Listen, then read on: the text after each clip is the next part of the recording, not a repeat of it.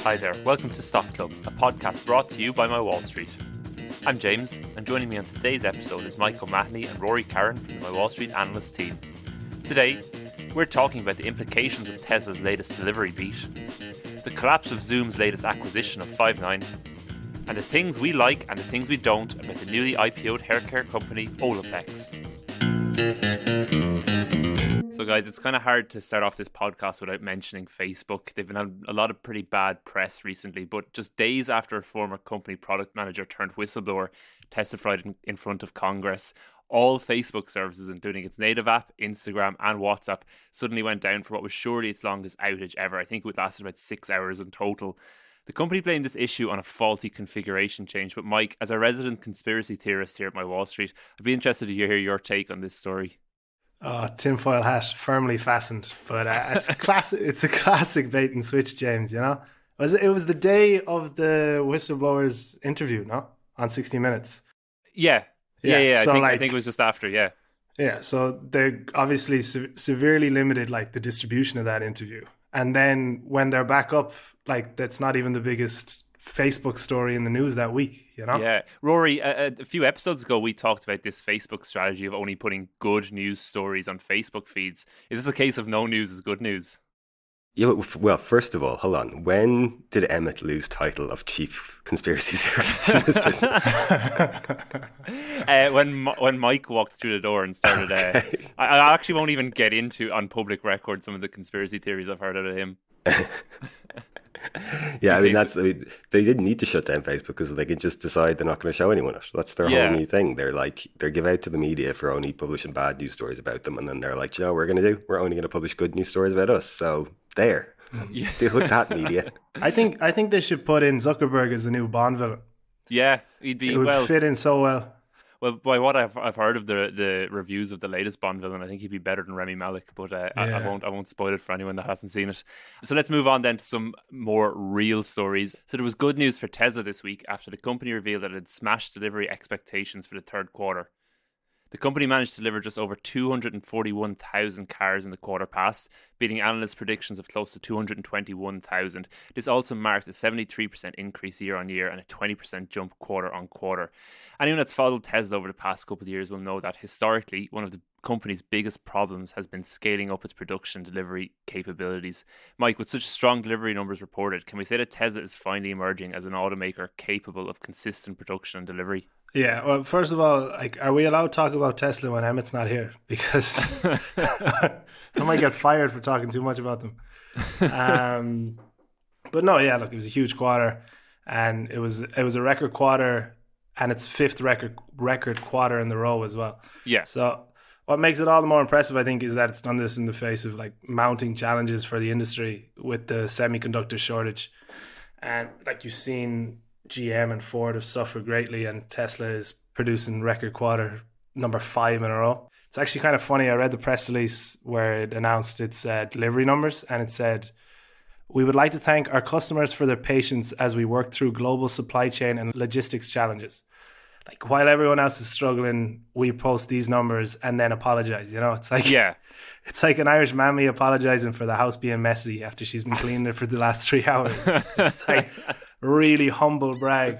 Yeah, absolutely. But, you know, so like, as we've mentioned, like Tesla's problem consistently has been the delivery numbers. And I remember a few years ago, the temporary production facilities they set up, all of those crazy stories about Elon Musk sleeping in the office and all of this. How important has been the opening of new factories in China and the planned new factories in Texas and Berlin? How important is that to the overall story of Tesla and, you know, maybe the company actually catching up to its share price sometime soon? Yeah, well, I think we can speculate that like the big advantage Tesla has is that in this current constrained supply chain environment, it's got its plant in Shanghai, and like it's the only one to have that. You know, is that the big advantage it has over its competitors? We've discussed already on this pod the issues it was having with regulators and the public over there, but like results like these kind of show that it was absolutely a shrewd move by Musk. You know, it'll be interesting to see now when they publish all the full financial results if Chinese demand kind of rebounded, because we saw a bit of a lull recently. I remember I think it was overtaken for the first time by local competitors out there. But I think in general, these numbers speak to the global demand for electric vehicles that's out there right now. Yeah, absolutely. You mentioned there earlier about semiconductors, which is, I think, it's the buzzword kind of you're talking about the auto industry at the moment. When these numbers for Tesla came out, Kathy Wood of ARK Invest, who's a notorious Tesla bull, made a comparison between Tesla's impressive delivery numbers and GM's, who actually experienced a 33% decline in sales over the same period. She also pointed out that EV cars need 3 to 5 times more semiconductors. Now, I'm going to take her word for that because I don't know. But do you think that's a fair comparison to make between Tesla's increase in deliveries and sales and GM's decrease? Yeah, well, like, come on, she owns 2 billion of Tesla stock. Of course, she's going to say that. But well, no, fair. It is completely fair because of not so much what Tesla's doing, but what GM and Ford are doing. You know, they're portraying themselves as these. We're going to come in and take over the electric vehicle industry. Yeah, I think GM said it recently that they're planning on doubling revenue by 2030 with the transition to like basically all electric vehicles. So when they're saying that, of course they have to be compared to Tesla because Tesla is the leading name in this space. And when we look at like these recent results, you kind of see why Tesla is the leading name in this space, you know? But like, I suppose the point then, I think a lot of people leveled against Kathy Wood was that, well, Tesla's overall delivery numbers are a fraction of the amount of cars that the likes of GM and Ford produce. Yeah, but they're a fraction of the petrol and diesel cars Ford and GM are producing. In terms of changing to an electrified production line, Tesla's still miles ahead. Yeah. Okay, interesting.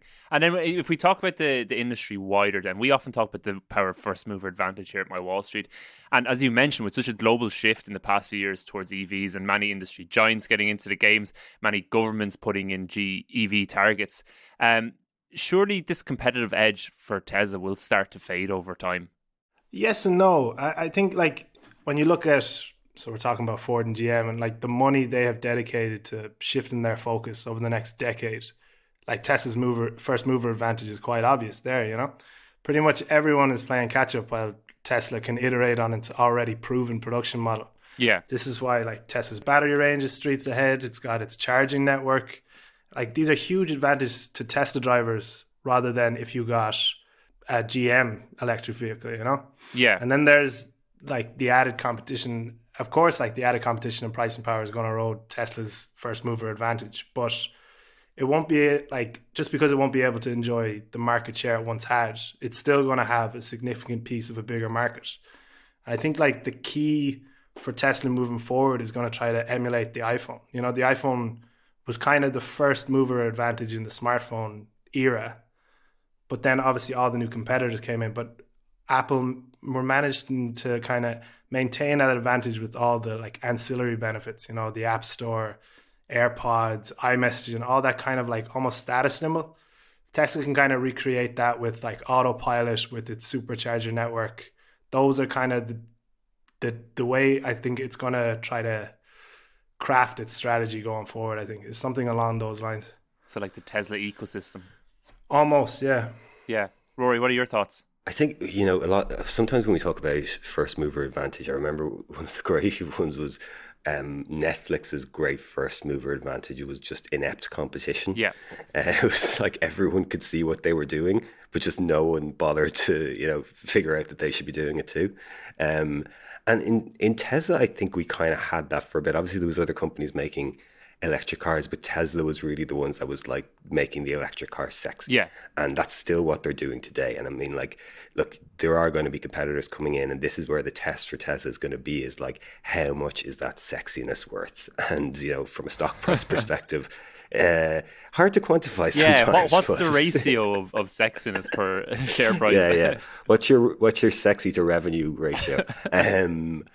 Yeah, I think that's where the big question lies now with Tesla going forward, is like, at what point do people start kind of valuing it more as a business that's competing with other businesses doing a similar thing, and not just as a, wow, this is a very, very sexy product. I can't move away from this Tesla story without asking probably the most important question about Tesla, which has come up for the past few weeks. So with Elon Musk and Grimes having broken up, and that famous picture of Grimes walking through Los Angeles with a Karl Marx book, Rory, does this mean that we might actually start getting some good music from Grimes again soon? Oh, here's hoping.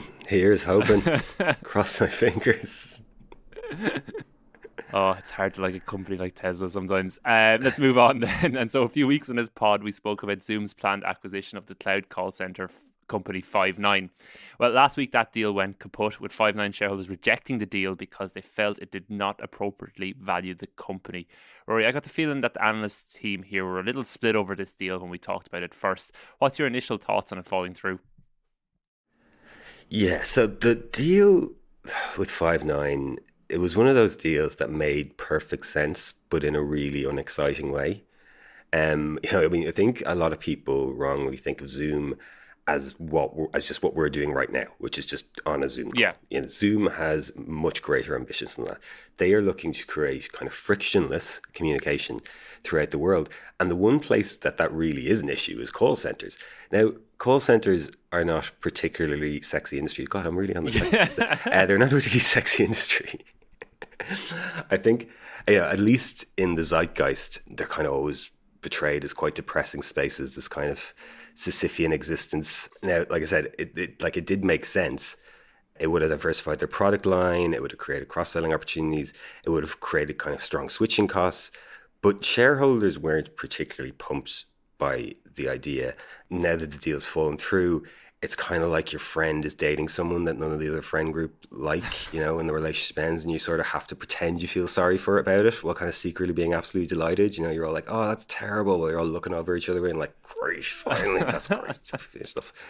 Yeah, now, incidentally, back in September, Zoom announced their video engagement center, which is set to launch in 2022, which, I don't know, for me sounded very like the start of their own contact center solution. And I think that they may have just saved themselves 15 billion quid and a lot of bother by this deal not going through in the end. Well, it's worth pointing out with this deal that the drop in share price that Zoom suffered immediately after the deal was announced obviously affected the value of this deal for Five9 shareholders. Can you explain that a little bit for us? Well, it was already at a pretty low premium. I think a lot of the Five9 shareholders were already questioning the deal. I think a lot of the times management kind of looks at all stock deals and maybe, just maybe, they're thinking about their own interests a little bit ahead of the shareholders.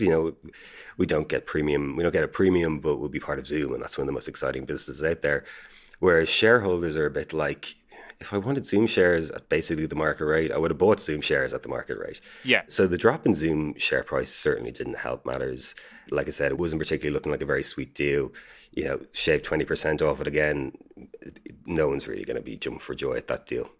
Yeah, another thing to point out, is that prior to the deal being scrapped, there were reports floating around that the deal was actually being investigated by the US government for potential national security reasons, considering that Five9 has operations in Russia and Zoom has an R&D hub in China. Do you think that had anything to do with the deal falling through? It did. I don't know if it had a direct link to it falling through. I think there was already a sense that the deal wasn't lighting many fires, as we've already discussed. The investigation, I think, wasn't probably going to prevent the deal in the end. It probably would have just delayed matters. But what it did do is it gave all the parties a kind of chance to end it and kind of save a bit of face. Now, unfortunately for Zoom, this could end up being an ongoing kind of issue for them. It's one of the kind of rarely talked about bear arguments against Zoom, that it's got this link to China and that it does a huge amount of its R&D in China. And, like all companies operating in China, it has to follow Chinese law, one of which is that if the Chinese government wants something, you give it to them. And that doesn't really go down quite well when you're talking about communication systems within the US, Chinese government interference. It's not a match made in heaven, bit of a kind of water and oil thing going on there. So this might be, Zoom has grown an awful lot since their early days. This might be kind of a time for them to start rethinking that strategy, because I can see it getting in the way of more deals down the line. So you think there's going to be more pain for Zoom around this kind of location of their R&D hub? I think it could definitely. We know the Biden administration, first of all, has already come out and said that it is going to be much more wary of these kind of big multi-billion blockbuster deals. So that was already an issue. Like, I don't particularly know how much the security issue was at the heart of this. It might have just been, this is a big deal, we're going to look at it. Don't be popping champagne corks just yet. But I do think, just because of the space that Zoom operates in, if it wasn't in this communication space, which we've already had, we've already have a history with Huawei, Yeah. Ericsson, all this kind of 5G stuff going on. I do think they are going to keep an eye on what is going on with Zoom when it comes to big acquisitions related to communications. Yeah. So what's next on the horizon for Zoom, do you think? It's been a pretty bad year for them so far. The stock's down well over 50% from its all-time highs around this time last year. So what does Zoom need to do next to restore confidence, do you think? I don't particularly know if it's something that they need to do. I mean, this particular episode was a rare misstep by management, and a management that has been executing fantastically since they became a public company. One of the fastest scaling businesses we've ever seen on the public markets during what was a very tumultuous time. They probably aren't the most savvy PR people in the world. They haven't really got that whole, for a communications company, they should be able to go out better and at communication, sell themselves a little better. Yeah, better communicate a little bit better. But, we're already seeing I think an awful lot of the drop, first of all, was just a kind of correction from the insane 2020 that it had. When shares were up there at 550, 560, you were going, wow, is this thing ever going to stop going up? But now that they're back down, like you said, 50% off all-time highs, there's this kind of, I think, worry, fear that we are all going back to the office now. No one needs Zoom anymore. But like I said, that's not really Zoom's long-term plan. They're getting much more into the wiring behind the communications that we need to, even if we are not working remotely, we still need these types of communications. And we've seen with the Zoom phone, which was only launched a couple of years ago, is already seeing huge success. So I think they are still executing very well. I don't think there's one particular thing that they need to do to kind of, make this company great again. It's still a brilliant company. It's still doing very well, and I still think it's going to deliver for shareholders over the long term. Before we finish this, I have to ask, Rory, how long have you been waiting to drop the word Sisfian on the Stock Club podcast? How long have we been doing the Stock Club podcast? Never mind that. It was in the same sentence as the word zeitgeist as well. Yeah, it was a bit of a tongue twister. Taking the piss. Okay, let's move on before any more big words are dropped. So what's going on in the MyWallSt app at the minute? Well, we added our brand new Stock of the Month report this week. This is a company that I'm personally a massive fan of. It's just one of those businesses that you or someone you know is a customer of. Of course, you can listen into the exclusive Stock of the Month podcast as well to hear Rory and I discuss this stock in more detail. We just recorded that earlier today and it's going live on Monday, so make sure to check that out. Rory, what is the sexy ratio of this stock? Well, we're on the platform, so it's way up to what? there. Race sexy to what? To EV sales. Come on, James. To forward revenue. Forward revenue. Okay, we're losing Rory, so I'll move on. So don't forget as well that Emmett is said to appear on a different podcast in a few weeks' time with our friends over at Opto Sessions. On Opto Sessions, co-host Hayden Brain and Ed Gotham interviewed the top traders and investors from around the world in a bid to uncover the secrets to their successes. Emmett is going to be chatting about his journey so far as an investor, including the reasons why he set up MyWallSt, the details of his investing philosophy, and some of the companies he's looking at the moment. That episode is going live next Thursday, October 14th, so to listen in, you can just search for Opto Sessions on Apple Podcasts, Spotify, or wherever you get your podcasts. Let's move on to Mailbag, guys. And this week we're going to talk about a company that IPO'd on the NASDAQ last week, and we've had so many questions in about it, particularly on TikTok, which I think could be part of the story, Rory. I've never heard of Olaplex before, but a hair care company valued at $15 billion seems a bit mad to me. What are your first thoughts? When I first looked at it last week, I would have agreed with you valuation-wise. It did look a little outrageous, not because it was valued at $15 billion per se, and there's a lot of money in beauty and hair care in particular. And when I say valuation-wise, I'm really talking only on multiples here. It was a quick kind of scan of the business and where they were sitting on a kind of price to earnings, price to sales metric. But we aren't talking here about we're talking here about a business that makes physical products, and not some sort of high growth recurring revenue SaaS business, and it's trading at 35 times sales, which is is high. Yeah. It was very high. It was slightly higher on your first calculation, Rory, no? Yeah, my first calculation in the chat, I didn't carry the one. Don't we need to talk about it, Mike? However, I have to admit that the more I read about this business, the more interesting it has become to me. Firstly, because it is unlike any beauty business I've ever looked at, not that I actually look at many of them. It's an industry I'm not particularly au fait with, but They actually run it kind of like a technology company. They have over 100 patents for one, but they are a hair care company. What they make is hair care products, both for use at the salon and use at home. And in 2014, they created their own category of hair care products, which uses bond multiplying technology. So don't ask me what that is, but apparently it fixes hair and people really like it. It's okay. Let's talk about the good stuff first. Sales are through the roof. It had 90% net sales growth from 2019 to 2020.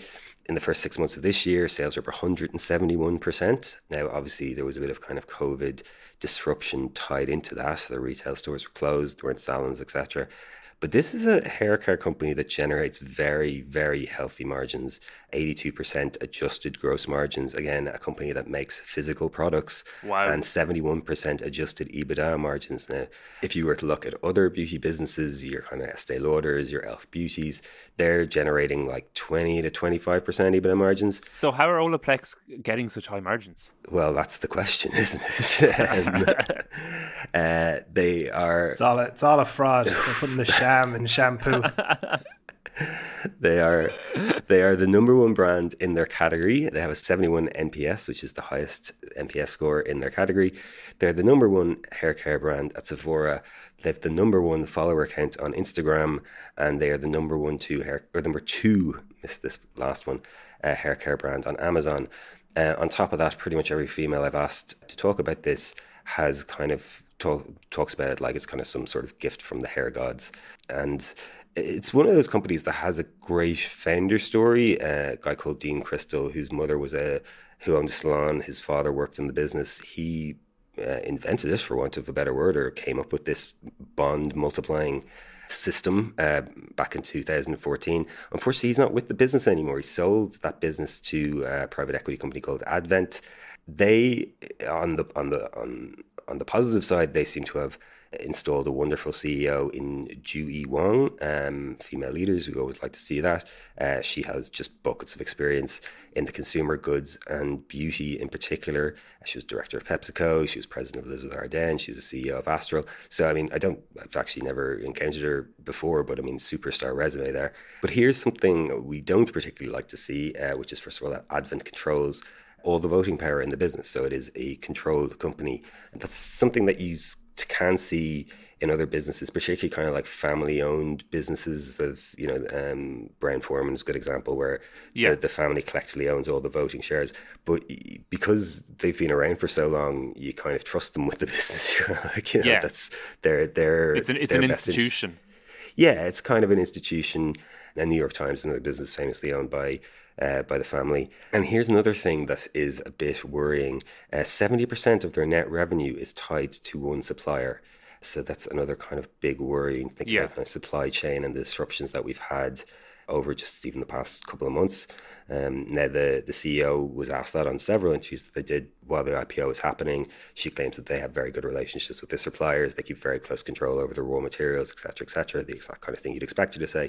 But yeah, incredibly interesting business with way, way too many questions to be answered before I'd be happy making an investment. Particularly this margin business is like, it's kind of, if it's too good to be true, maybe it isn't true. Not to accuse them of massive fraud or anything, but I definitely would like to dig in a bit deeper and find out where they're getting that kind of margin. Is it just pricing power? Because if it is, it could be a very interesting business to invest in. Yeah, I think you can never underestimate these kind of like cult following companies like Peloton. People laughed at Peloton. They thought it was an expensive stationary bike, and now look at it, Yeah. Look at us now. It was a stationary bike with an iPad attached, someone said to me. Well, yeah, speaking of that cult thing, apparently Olaplex is very, very popular on the TikTok kind of subsection of hair talk, Mike, which I know you're a big fan of. So I'll get you with your luscious locks. So let's move on from Olaplex then and go to the elevator pitches. So that might have seemed like an elevator pitch, but I want two more elevator pitches from you guys today. Mike, I'll let you go first, seeing as Rory's been talking for so long. What stock are you pitching me? All right, I'm going to frame this first with two stats. So the first one is that infertility affects 1 in 8 couples, making it a more prevalent condition than diabetes, asthma, or depression. And 68% of the workforce is willing to change jobs for fertility coverage. Of those already facing challenges, 90% are willing to change jobs for fertility coverage. So maybe that's 3 stats. 2.5. So the company I'm pitching is called Progeny. It's a benefits manager. It focuses on fertility services and partners with organizations to design benefits plans, member support, and kind of manage all their networks attached to benefits, basically. Yeah. So a common issue with like kind of the current fertility benefit schemes is that plans like have an upper limit. So you would go through maybe multiple rounds of IVF and then the plan can max out, meaning that you have to pay for the rest of it out of your own pocket. Progeny differentiates itself by offering bundles, or what it calls smart cycles, as an alternative. So they're custom tailored and fully covered by Progeny, preventing exhaustion of the upper coverage limits. Customer base is made up of a list of some of the biggest companies in the world, including Microsoft, Google, and PayPal. And yeah, I think it's going to be a big factor in the coming years over recruitment and retention. So I could see a lot of the big companies following suit. Yeah, that's a fascinating company. I actually didn't expect you to pull out a good one, Mike. Well done. Thanks for the faith. Yeah. What is that? That is such a jibe. This podcast is a bit loose, I feel. Rory, give me your elevator pitch before I have to shut us down. Yeah, I mean, so the background to this is there's just been an awful lot of IPOs recently, particularly an awful lot of consumer-facing IPOs. We just talked about Olaplex, Warby Parker, Allbirds. There's a couple of others that I can't even remember. But one that has been exciting me and I'm taking a deep look into is Weber. Weber is the market leader in outdoor grilling appliances. Their range of products include charcoal, gas, pellet, electric grills, etc., and accessories, little flipping things too, spatulas and all that kind of stuff. And the company was founded, what I like is that the company was founded over 70 years ago. And so companies like that, you just get to see some very nice historical revenue, and it's just been growing pretty steadily for the last 70 years. The one thing I do like about Weber as compared to their biggest competitor, which is Traeger, which also went public pretty much on the same week, is if you type in best barbecue onto Google, check any review site, you can check all of them if you want, 99.999% of the time it'll be a Weber, will be in pretty much every category. I think there's one category where they're a little bit weak. I think it's the pellet barbecues. But yeah, really kind of steady growing business, loyal customers, 50 million install base around the world, and great net promoter score, and seems to be a good leadership team as well. I'm interested, Rory, what's the thesis around pitching a barbecue company as we go into winter? It's a long-term investment. It's also not winter on the south side of the planet. South side of the planet. also known as the southern hemisphere for anyone who might not get the south side of the planet.